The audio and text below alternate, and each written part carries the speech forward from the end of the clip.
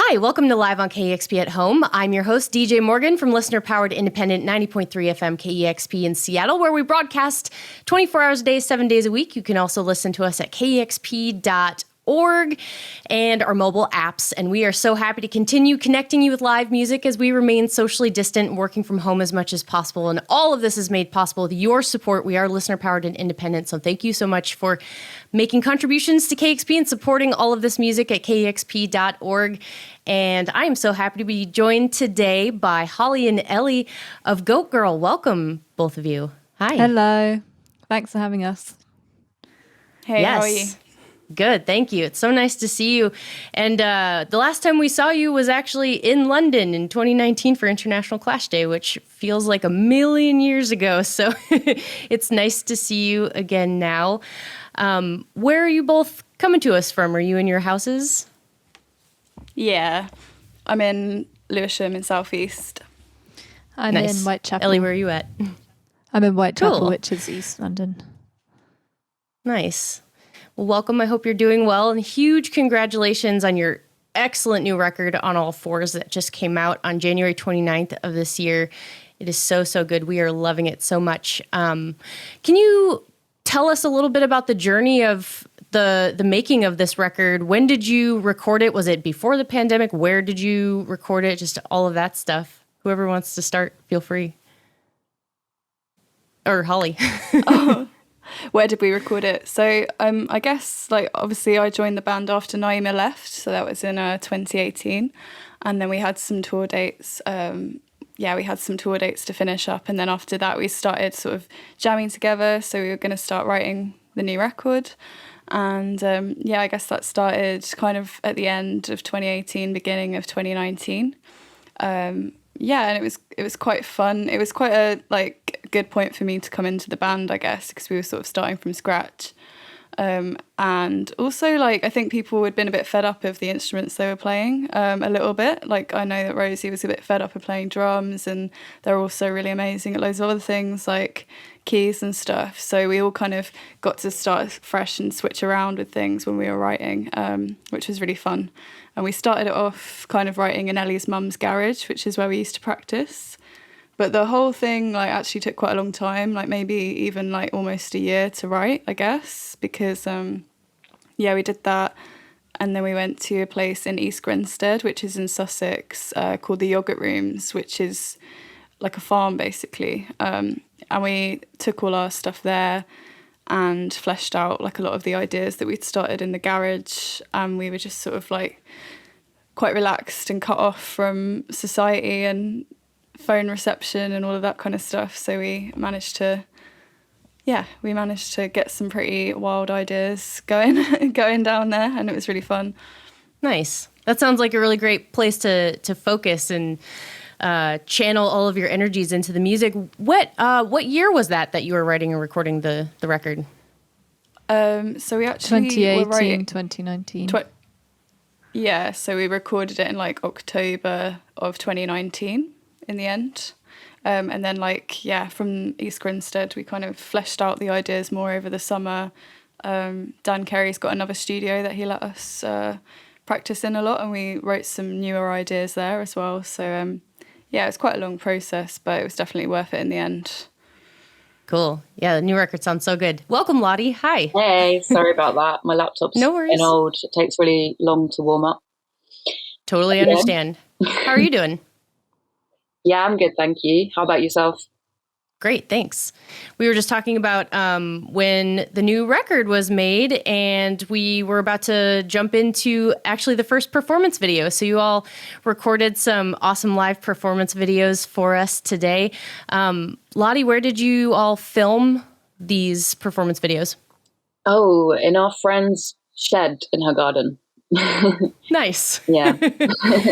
I love, there's a lot of visuals in the background too. Ellie, was there somebody running visuals for the filming? Yeah, that was our friend Flo White.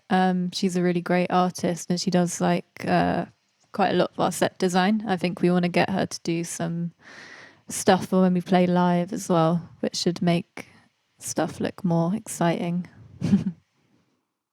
Nice. That's a good place to try it out before you can get back out there live. So let's get to the first song now. This is Sad Cowboy from the brand new album On All Fours. It's Goat Girl live on KEXP at Home.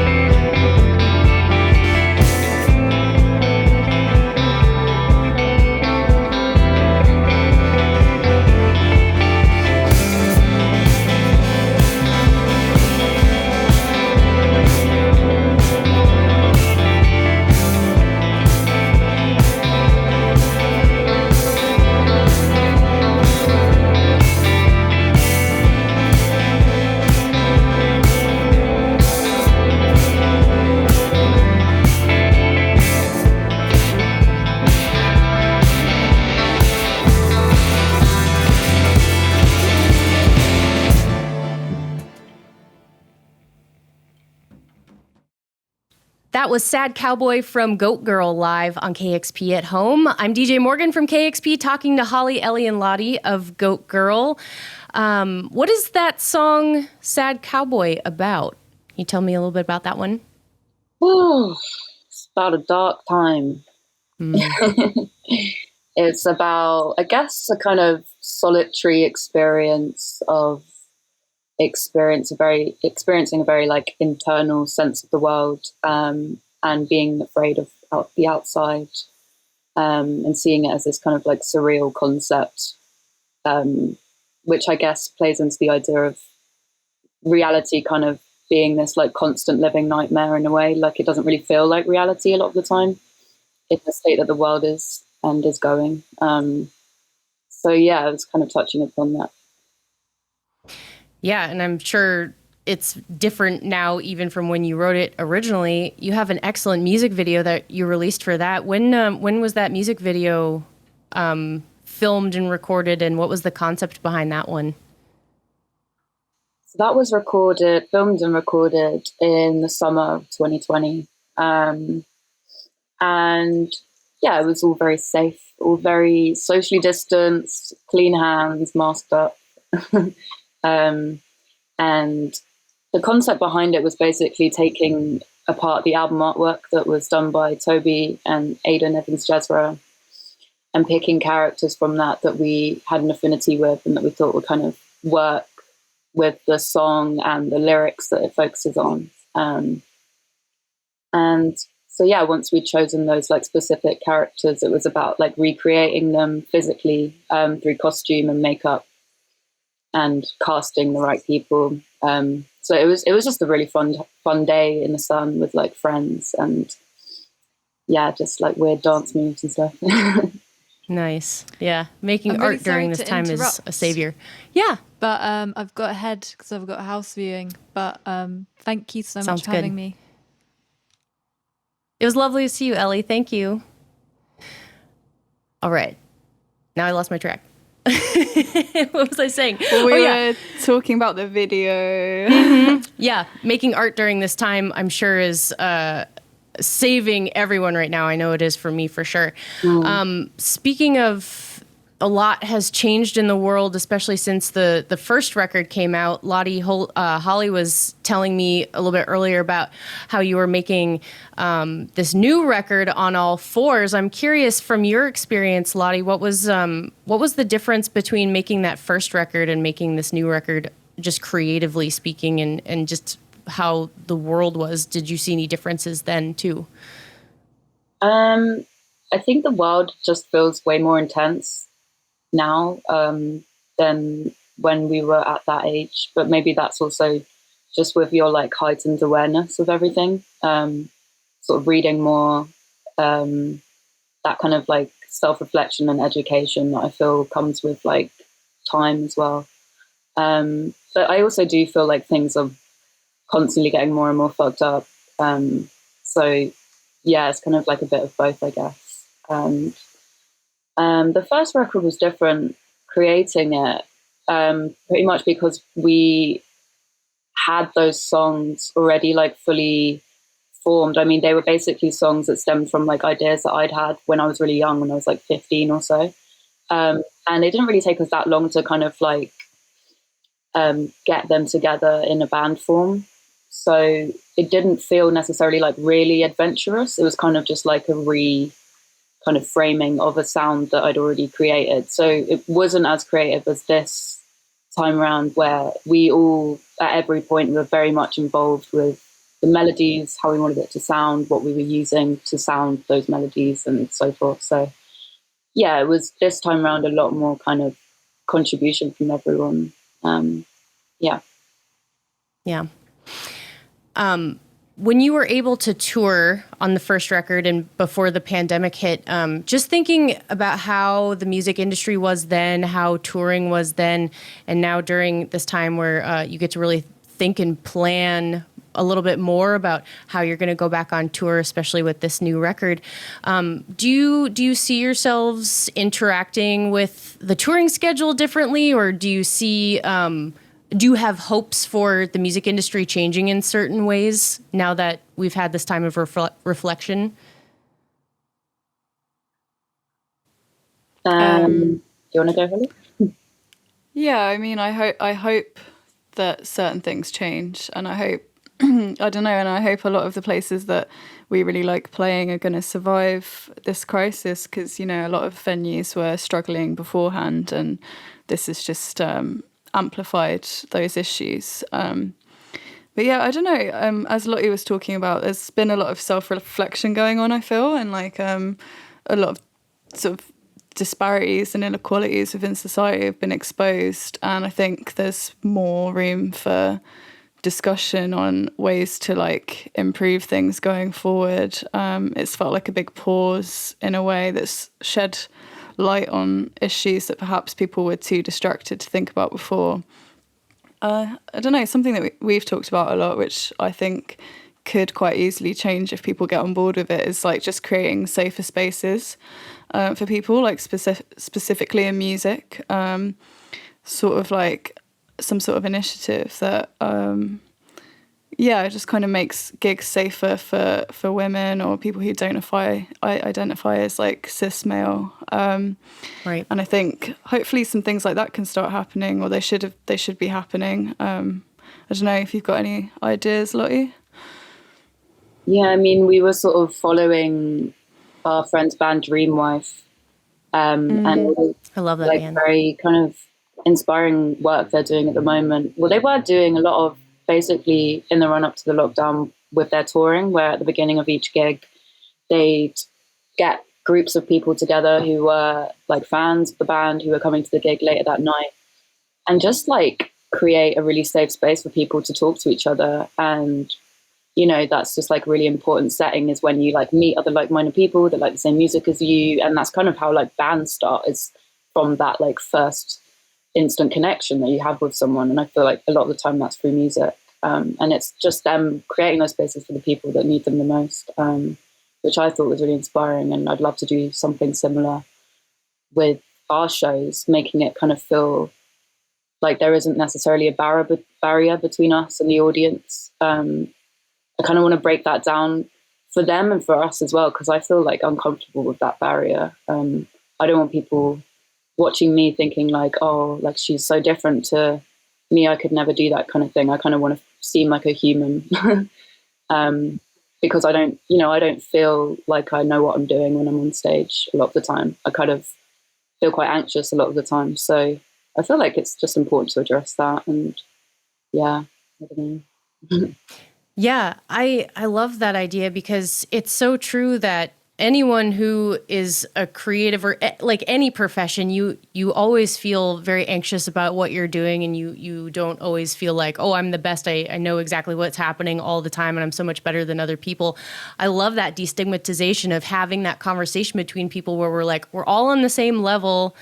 We can support each other and build up each other's creative spirits together. Yeah. And bond over music. I love that. Do you have any specific ideas of ways that can come to reality? Like how would you make that happen?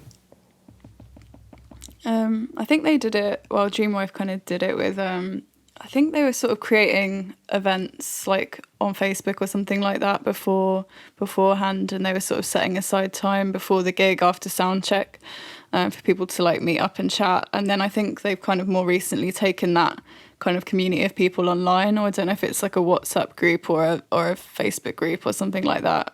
So those people can still connect with each other, and the band can still connect with them, and I guess have like a dialogue between them. That's how they've done it. So I guess maybe we have been talking to them about it, actually, about having a Zoom all together and discussing it and getting ideas and stuff. So yeah, I think it's cool that they're doing it, and I also feel like it's one of those things that I think a lot of bands should do, and it should be this like shared experience, and people shouldn't be like fearful of like stealing their idea or something, because I feel like that's just like inherently something that's really helpful to everyone, and is needed everywhere, really, in all kind of fields of work, not just in music. You know, it would be, I mean, normally when you do any kind of like communal work, you have a kind of like debriefing at the end of each session, kind of like everyone talking about their experiences and what they were doing. And I guess that's quite crucial in like all kinds of spaces before the gig. But yeah. Yeah, I think we've seen in multiple instances that like information and power hoarding is never helpful. It's always better outcomes when people are working together and sharing and caring about each other. I love that. I think that's great. So since you haven't been able to be touring during this time, how are you spending a lot of this album release time? Of course, interviews and things like that. You've released, besides the sad cowboy music video, a couple of other music videos for songs on this. And I love your art aesthetic. I just love to hear about what you've been up to during this time. What have we been doing? We started practicing actually. For a while we were a bit apprehensive about it because we were quite just worried about COVID and, you know, didn't want to break any rules or anything. But it seems as though like more people were kind of doing work outside of home now. And it feels like we're able to do it in a safe capacity. So we've started doing it, and it's been really fun. We've all kind of like got different guitar pedals over our time away from each other, and Holly's got a new bass pedal and stuff. So it's been quite fun working out with that. And a lot of the time it is just annoying noise that we're making, but that's still fun. Nice. It feels more natural to do it with other people around you, just rather than you in your room alone. So yeah, it's been really exciting. Yeah. It's really good. And also, like, we've all been writing individually, I'm pretty sure. I mean, it's been a year of kind of lockdown now, so it's quite a long time. And yeah, I think we've all been working on music. I'm feeling quite like good about that and quite like inspired to start doing stuff together and working from like new ideas and stuff. And I don't know, we've been like reading a lot. I feel like we've been sharing recommendations with each other and like having discussions about things. I don't know, and I feel just more connected like as a group, even though we haven't actually spent as much physical time together. I feel like we're maybe more on the same page, which is like makes me feel really positive about doing things going forward as well. Even though, you know, we were good before, but I just feel like, I don't know, it's just enhanced like the knowledge and yeah, the enthusiasm as well, because I guess you kind of, or at least I did, like took for granted all of the experiences that we got to just have of like going to gigs and meeting people. And obviously it's such a big part of our life. That's why we do what we do. But I think towards, you know, before lockdown and stuff, maybe I was getting a bit jaded or a bit like, oh, I don't want to go to another gig. I don't want to go to another festival. I'm tired. I want to go home. But I just feel re-energized and enthusiastic. That's good. Yeah, that's a common theme I feel like I've been hearing over and over again, is that people were really burned out right before the pandemic hit, and having this time to like regroup and take stock of what's important in life has been a blessing of sorts. So that's good. I'm glad to hear that you've been able to bond in that way. That's awesome. So I'd love to get to a couple more songs. We'll play a couple together. So the first one is Badibaba, and then we'll get to Anxiety Feels. I'm DJ Morgan from KEXP, talking to Lottie and Holly from Goat Girl. The new album is called On All Fours, just came out at the end of January. Before we get into Badibaba, what is that song about? Ooh, what is that song about? We keep kind of going back and forth about what it's about. Well, from my perspective, it's about, I guess, climate breakdown and the reasons for it, i.e., you know, capitalism and draining the Earth's resources and what that's doing in displacing people around the world, and, you know, just creating a lot of like fear and sadness and destruction in people's lives. Yeah, that's kind of the gist of it. Yeah. This is Badibaba from Goat Girl, live on KEXP at home.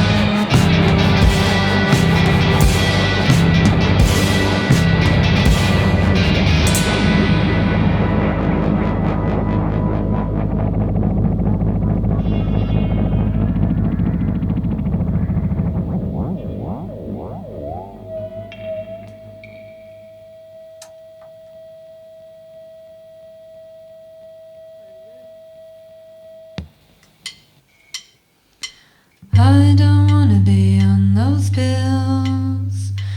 Heard they make you numb, but another way to get my fill.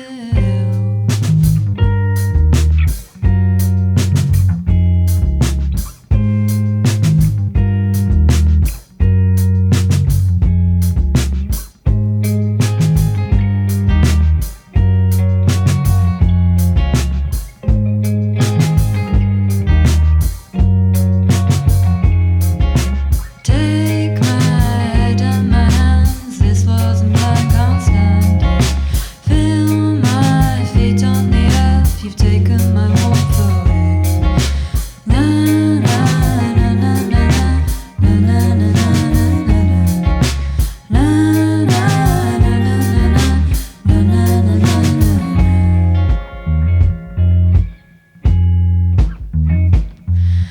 Please don't leave me alone, staring out the window. I know I should get out the house, make myself useful. Na na na na na na na na na na na na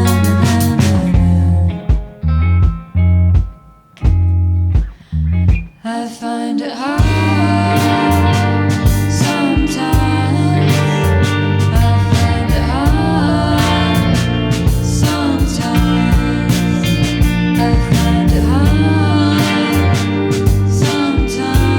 I find it hard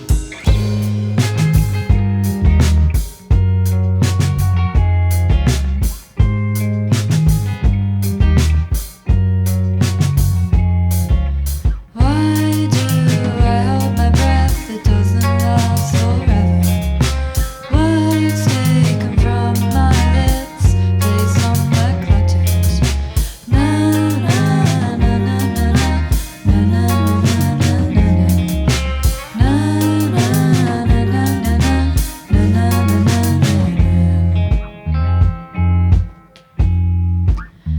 I find it hard sometimes.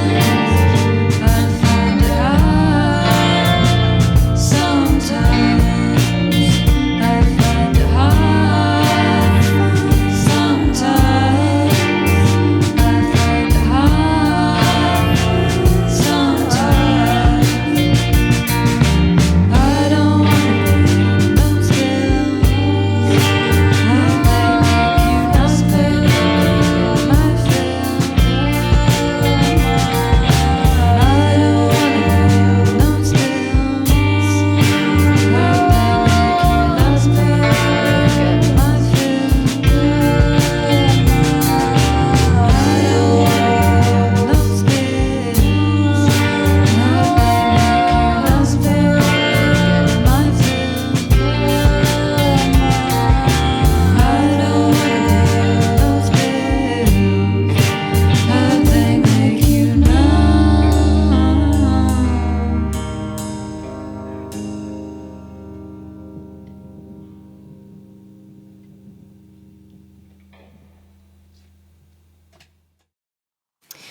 It's Goat Girl live on KEXP at home. I'm DJ Morgan. That was the song Anxiety Feels from the new record On All Fours. And before that, you heard Badibaba from the excellent live performance. Again, that was recorded in a friend's shed. Is that what you said? Mm-hmm. A French Yeah. shed is like a concrete bunker, so it's an upgrade from a shed.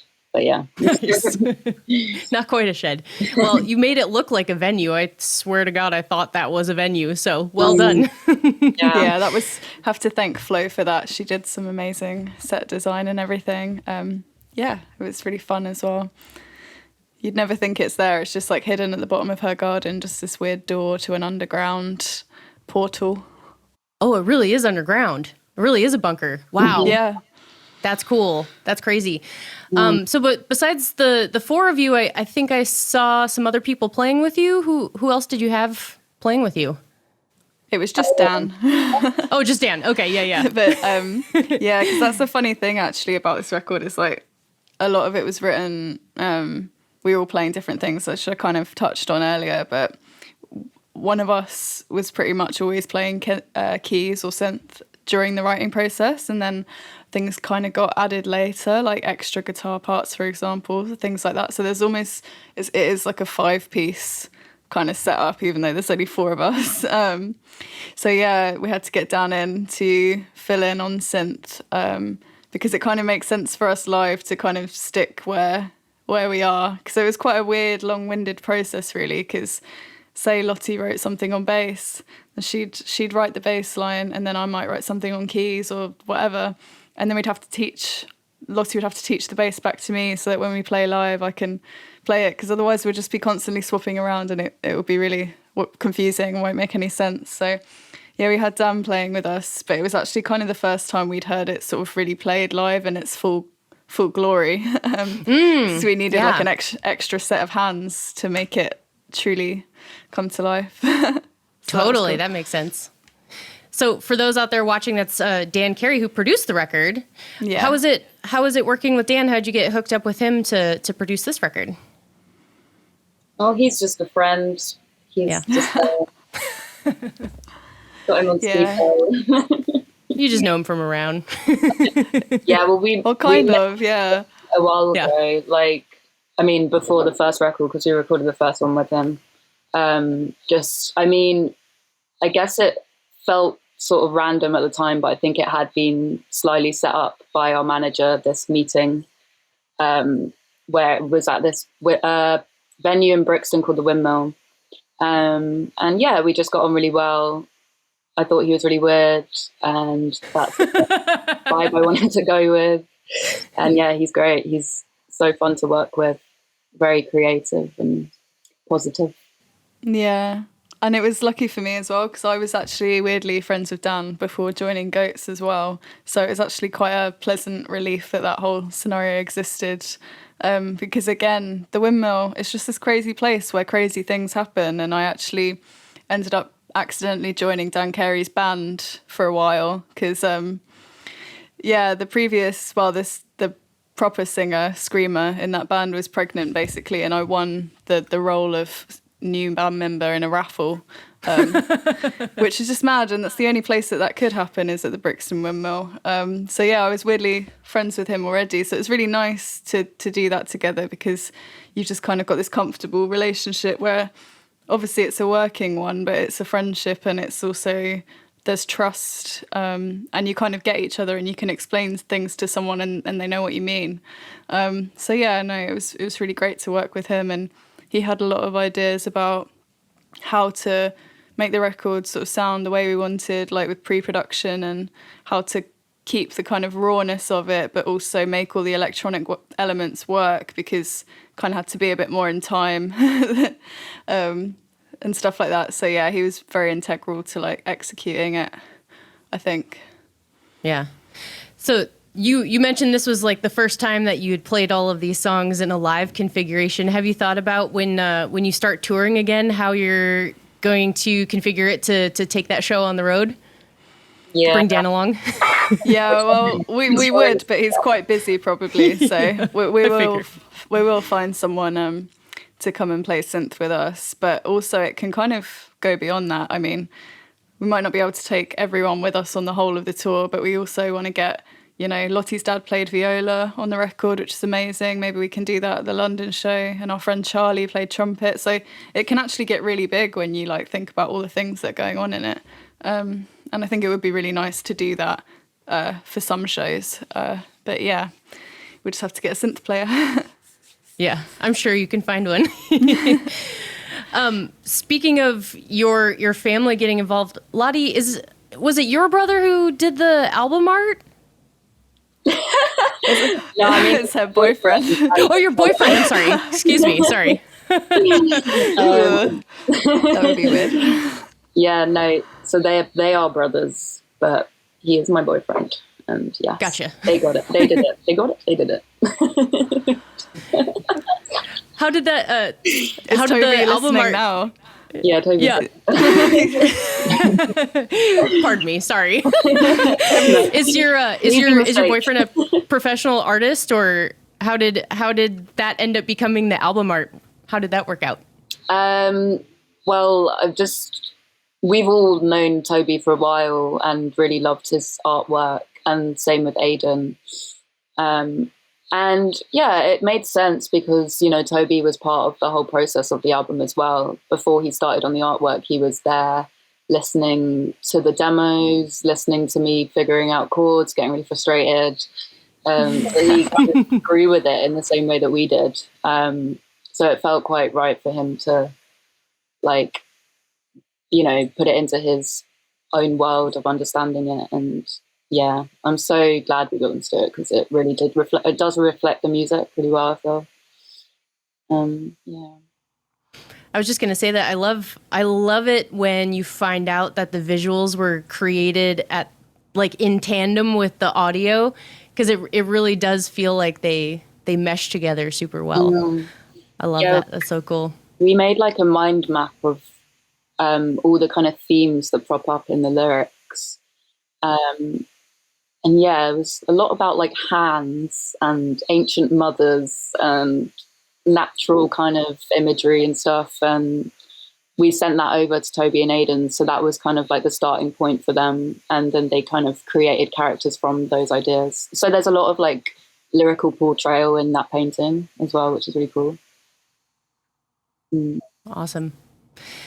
I know Holly joined the band a little bit later, but Lottie, I'm just curious how you originally all formed. Did you know each other for a long time, and did you all grow up, you know, learning instruments, or how did you form? Well, it was me, Naima, and Ellie who started Goat Girl, and we were probably about 15, 16 years old. We were just friends. We knew each other because we were sort of growing up in the same area, and we'd go out together and get pissed in a field somewhere. And one day we thought we might as well use our time spent together wisely and be creative and do something proper with it. So yeah, we just started playing music together, and then we started doing like open mics and quickly realized that we needed a drummer. And so it was by chance that we met Rosie actually at the Windmill in Brixton. And yeah, we all actually separately approached Rosie asking if they wanted to be in the band, be the drummer, because we heard that they were a drummer. And so they actually thought that they were getting like loads of offers that night for all these different bands and acts, and they were just like raking it in, but really it was just Go Girl, the same one. That's funny. Wow, I keep being asked to be a drummer for a band tonight. Yeah. That's really funny. They were like, yeah, I'm going to be in like 4 bands. I'm going to be in 4 bands. No, just 1. Holly, what's your musical background? Ooh, I grew up in Portsmouth, which is not London. It's like on the south coast. And I don't know, I think I started playing my first band when I was maybe like 18, and it was like kind of a bit of a rubbish sort of shoegaze type band, but it got me at least like out of the house and like maybe like 1% confidence to like go and play in front of people.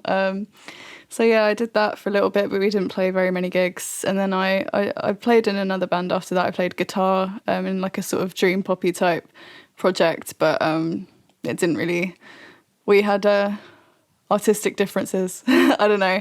It wasn't really working out. So I left that, and then I was just working and stuff before joining Goat Girl, which feels like the right fit. Did they meet you in a bar and start asking you to join a band? How did you all meet? Well, I did kind of meet them at the Windmill as well, actually, to be fair. There you go. I bumped into Rosie a couple of times there, and I bumped into Rosie at the Grey Escape as well, like kind of drunk. And I've met Lottie there as well. We had some mutual friends, and I'd seen them play at the Windmill and also some other venues in London, like the Montague Arms and stuff. So yeah, it just kind of worked out, right place at the right time. Perfect. I cannot wait until we can all get drunk and go meet people at bars and start forming cool things again. Yeah, I know. Tell me about it. I think people are just going to go crazy. Like, yeah. I don't know, everyone's talking about how there's going to be loads of like different social implications. Everyone's going to be like really anxious. But I honestly just think people are going to get fucked and just forget about it all. Yeah. Everyone's gonna have like one big blowout and that's it. Then it's just gonna be like absolute indulgence and Totally.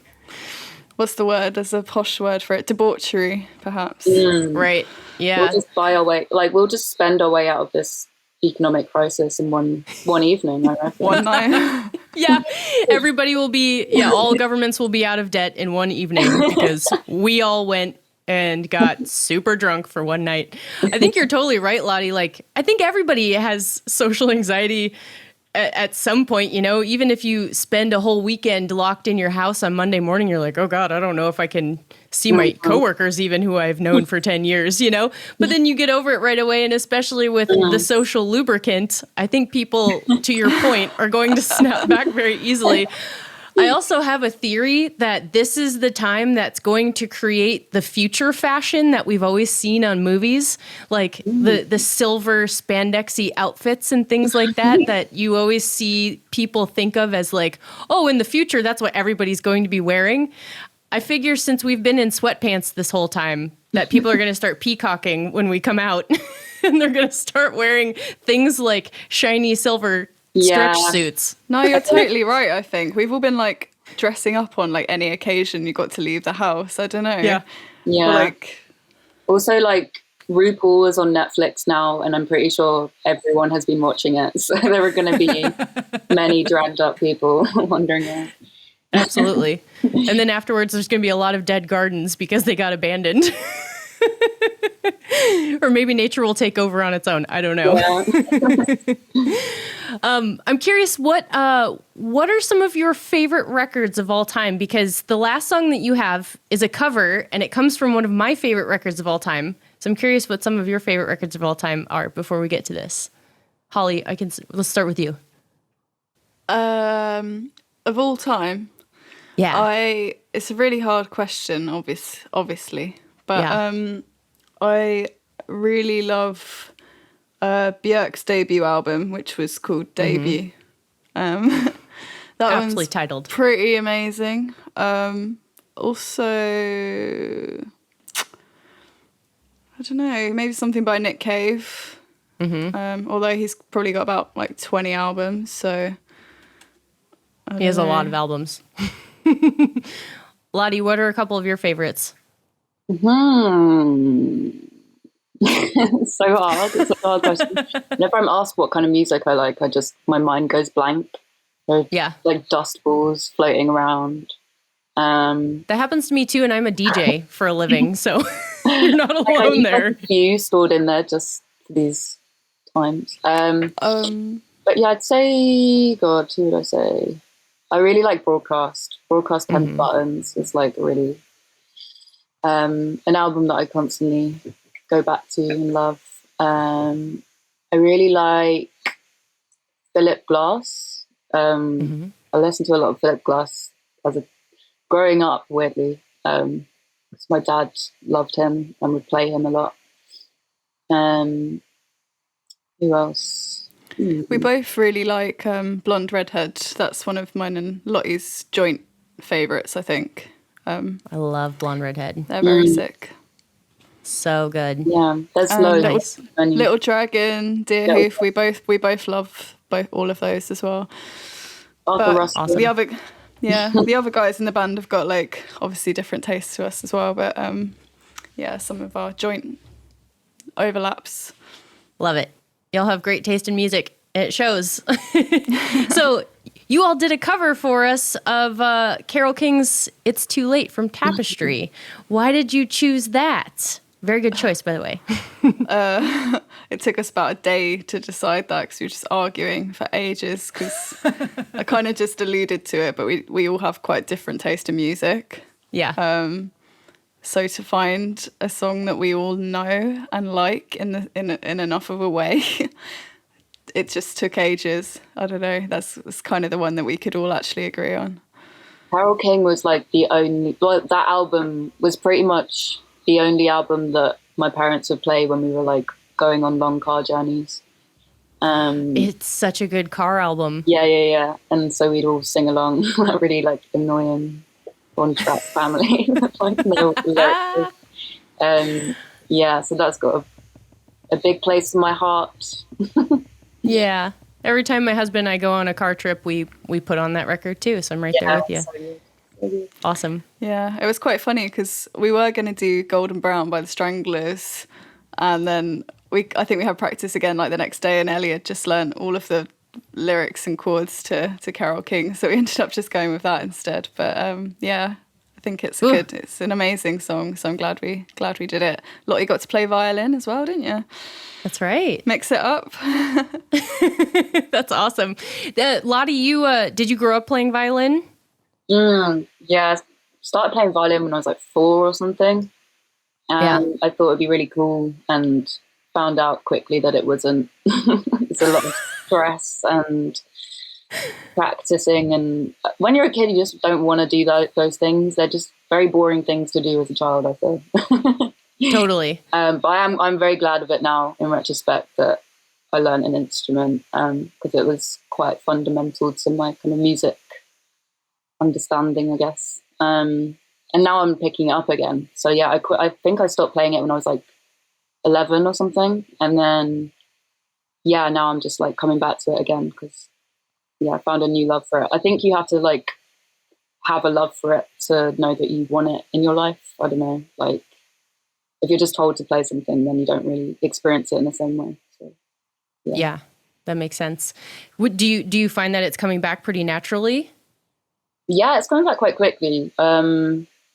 I've just sort of been learning different pieces that I like, and through that I feel like I'm kind of regaining my like inbuilt sort of knowledge somewhere in the back of my brain, trying to get it out. That's great. Nice. That's a great thing to do right now. So let's see, Goat Girl performing It's Too Late, a Carole King cover here on Live on KEXP at Home.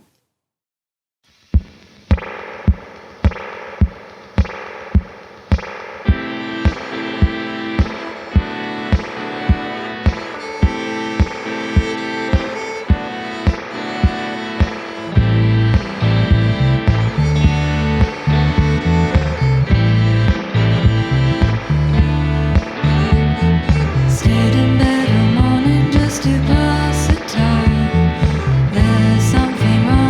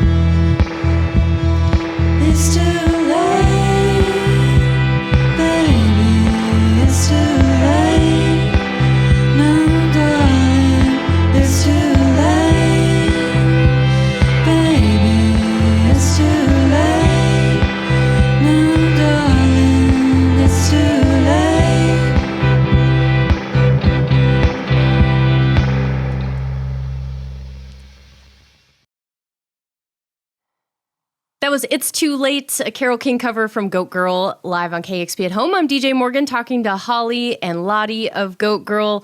The excellent new album On All Fours just came out at the end of January. Available now. Highly recommend picking that up. One of the best records to come out this year so far. Thank you both so much for spending this time with us today. I really appreciate it. Thank you for having us. And I hope you are writing a new album, and I hope it comes out sooner than later so that we can see you again sooner than later. We will. Yeah, we will for try sure. and get that to you. Yay! We're working on it. Nice. Awesome. Well, stay safe and wish the other two members well. Rosie and Ellie, please tell them thank you for us. And hopefully we will see you again very, very soon in real life. Yeah. It is live on KEXP at Home. Thank you all so much for tuning in today. Follow us on the KEXP YouTube channel. Subscribe to that. We have tons of live on KEXP at Home performances coming your way in the future. You can also find out more about KEXP, including our broadcast, lots of other content and podcasts at our website, kexp.org. And again, thank you so much for supporting listener-powered independent KEXP.